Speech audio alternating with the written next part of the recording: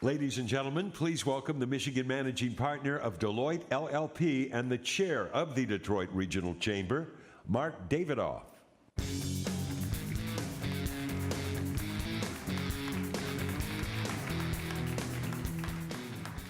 Good morning, Mackinac. I'm a chair that brings his own chair.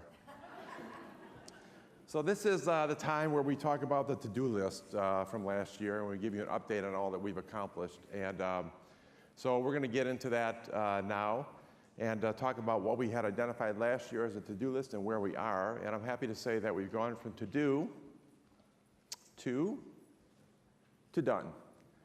However, I would say that, as we all know, we could put a big Roger Maris asterisk after that E, because the fact is we're never done. The work continues, and there's a lot of work ahead. But let's go back to last year and talk about the 4 areas we identified on this stage on Friday.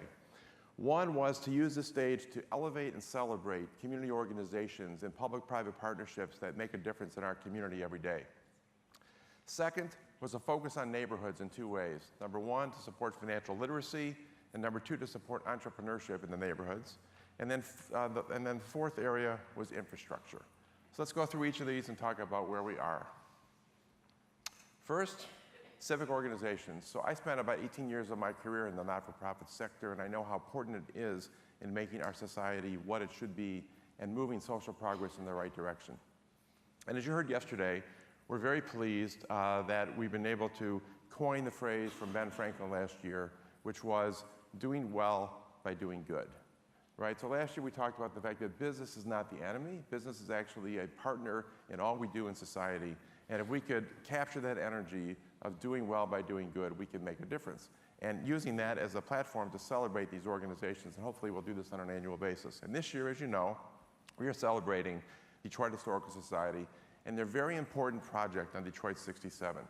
50 years ago next year, we will all be marking the moment of what happened in 1967. And the purpose of this exhibit, of course, is to look back so we can move forward and to not leave the learning behind. 1967. The fact is that was me in 1967. I was 8 years old. I grew up in the city of Oak Park, which many of you know is just north of 8 Mile, between Greenfield and Coolidge. And as you might remember, on 8 Mile Road between Greenfield and Coolidge, there was something called the Light Guard Armory, the National Guard post for that area of the city. And the north end of that Light Guard Armory ended at the south end of my street. And so during those difficult weeks of that summer, as an 8-year-old, I stood at the end of my street with my face up against that fence, watching the military go into my city. And I think that if you were old enough then to remember the moment, you're old enough now not to forget it. And it's our obligation to capture what the Detroit Historical Society is doing next year and to not leave that learning behind. We talked about last year the opportunity gap and the need that when Detroit rises, we can't leave a population behind, and not only in Detroit, but across our state. And those lessons are very important, and I'm very proud that the Detroit Historical Society is here on the island with their exhibit in the hall. And I would encourage you to get ready for next year because it's going to be an important moment for all of us. Spirit of Detroit is what we're all about.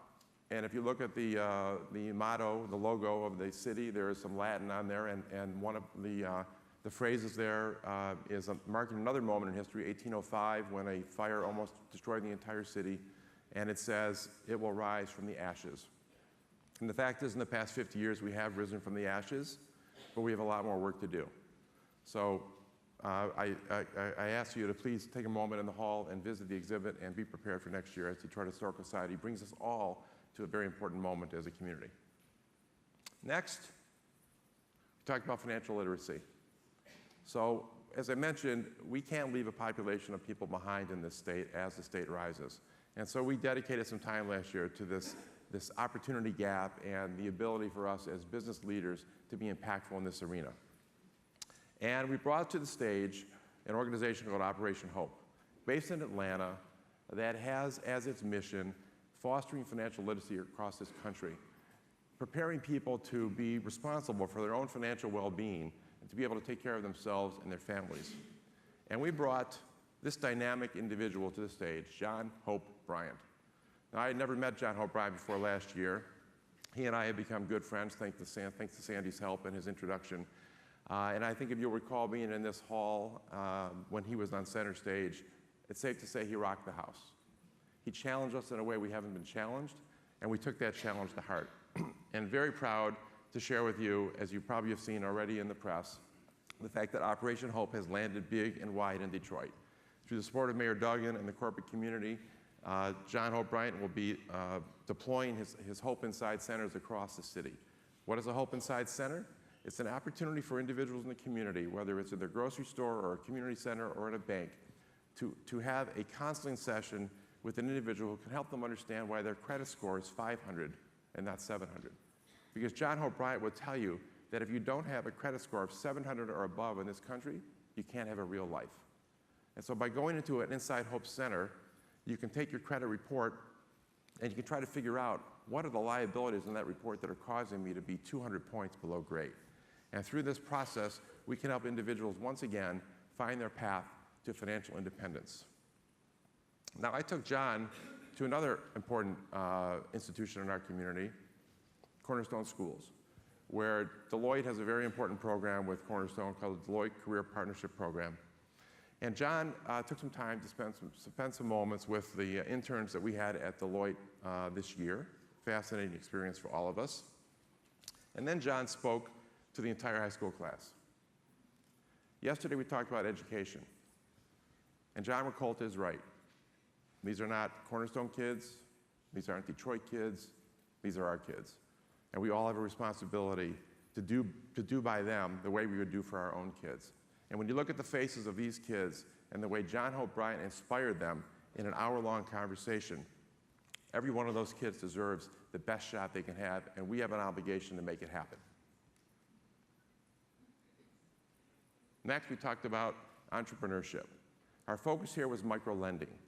Could we take the challenge from Walter Robb at Whole Foods, who, as you might recall, a few years ago said, I'll put $1 million on the table in Detroit for micro-lending if somebody will match it, and figure out how to take what we've done, whole Planet Foundation, around the world in third world countries and bring it to an urban environment on a successful basis.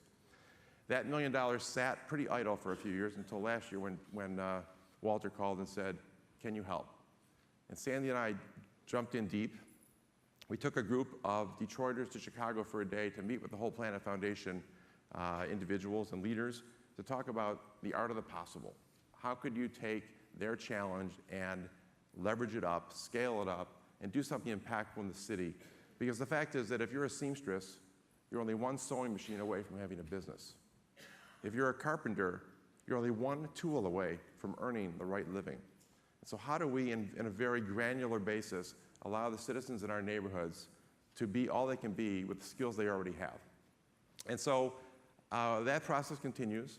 We have a great group of leaders in this community, foundation-based and otherwise, who are focused on this topic, and I'm hopeful that in the next number of months, there'll be a very important announcement with regards to micro-lending that we'll be able to share with you. Entrepreneurship, of course, again, is a theme that we're talking about today. And we spent some time this year studying entrepreneurial ecosystems around the world. And you might remember last year that I announced from this stage that in November of last year, I was going to be leading a group of CEOs to Israel to study one of those ecosystems. And the point of that is that, as the governor would say, if we can plant the right seedlings with regards to entrepreneurship and incubator ecosystems, we can grow an economy from the ground up. And so we went to Israel, and we had a fantastic experience. I wanted to take a moment, if I could, just to share with you the people in the picture in case you can't see them, because the investment that this group made in exploring this ecosystem in Israel was huge in time and energy.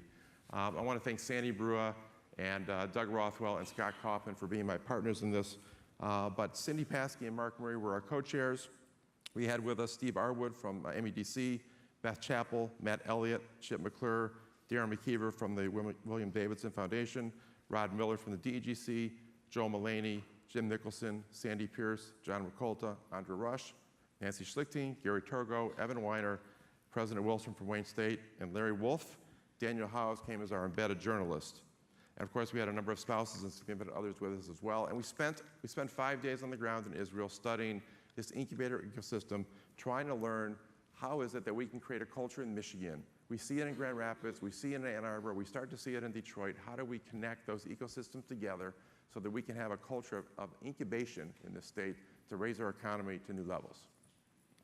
While we were there, we discovered something else. We took a visit to an organization called United Rescue. And this is a great mix of what we would call entrepreneurship, the use of innovation and technology, and raising up in the neighborhoods. This organization in Israel is a volunteer-based first responder organization that augments official 911 service. By training volunteers and equipping them with a backpack that gives them everything they need to save a life, and using the power of an impactful app like Uber and algorithms that tie into the 911 system, they're able to respond to calls based on who you are, how you're trained, where you are at the moment, and whether or not you should respond to that incident. Last year, they responded to 200,000 calls with an average response time of 3 minutes. Not replacing 911, but augmenting that service to get there first to save a life. Because whether you're in Jerusalem or you're in Detroit, every minute counts if you're having a heart attack.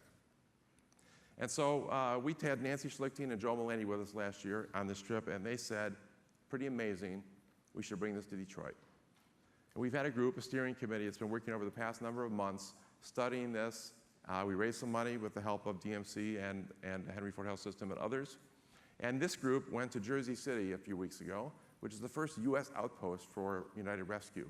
And we met with the Jersey City Medical Center and their first responders there to understand how they've done what they've done and how it's worked for them. And the work continues, but I'm hopeful that we'll be able to bring a proposal forward soon to bring this very important and game-changing activity to Detroit. Let's move on to our last topic, infrastructure. So on this stage last year and for many years before, we talked about roads as the one and only infrastructure problem we had to solve. And the fact is that last fall, the legislature passed and the governor signed a very comprehensive roads bill that will provide funding over time to repair our roads and bridges. We could argue about whether it's enough, but it's certainly a big step in the right direction, and we can declare mission accomplished on infrastructure. Because where are we going? We need roads, right? In this movie, they didn't need roads, but we need roads, and the governor has recently charged a 21st Century Infrastructure Commission to look at that in a deeper way and to understand whether or not what we have in roads and bridges and broadband and water is what we need. So we think that we thought we were done last year, and as I said, we declared mission accomplished, and then we got this. So we sit here today with a very difficult situation. We heard Dr. Mona yesterday, we heard the governor yesterday. I had the opportunity to spend about a month in Flint working for Mayor Weaver earlier this year, and it's real. And the fact is we all own it. And the fact is that if you haven't been to Flint, you don't really understand it. So on June 14th, Detroit Regional Chamber, the Grand Rapids Chamber, the Michigan Chamber, and the Flint Chamber as our host will be bringing our boards to Flint for an entire day of education and introspection about the current state and the future state. We'll be spending that day in 3 segments. Number 1, understanding the current state and what is being done to solve the problem. Number 2 is going out in the community and talking to residents and businesses about what they're experiencing and about what they need. And number 3 is an ideation session to allow the business leaders of this state an opportunity to really think about how they can be most impactful in Flint. The fact is that this is our problem, we own it, and we're going to have to solve it. Which brings us to something else we talked about last year, cohesion. How do we speak as one Michigan voice, even in the most difficult moments? The fact is that the world watches everything we do, the world watches everything we say, and the world watches how we treat each other. And in these most difficult moments, whether it's DPS or it's Flint, we have to rally together to be as one Michigan. What happens behind the curtain is important, and we need to have those conversations. But when we're talking to the world stage, we have to have on our game face. Because every time we send messages around the world that we're not ready for prime time, people run in the other direction. So cohesion is a very important topic which we need to continue to bring to this stage and to other venues in your local communities. Which brings us to this topic, responsibility. It's a strange topic, responsibility. You're never really sure if you have it. You're never sure whether you've completed it. And the fact is that if you look at the most complicated tragedies and situations in our history, from shuttle disasters to corporate meltdowns, from O-rings to uh-ohs, the fact is the common thread of these situations, when you look in the rearview mirror about responsibility and you ask, who had it?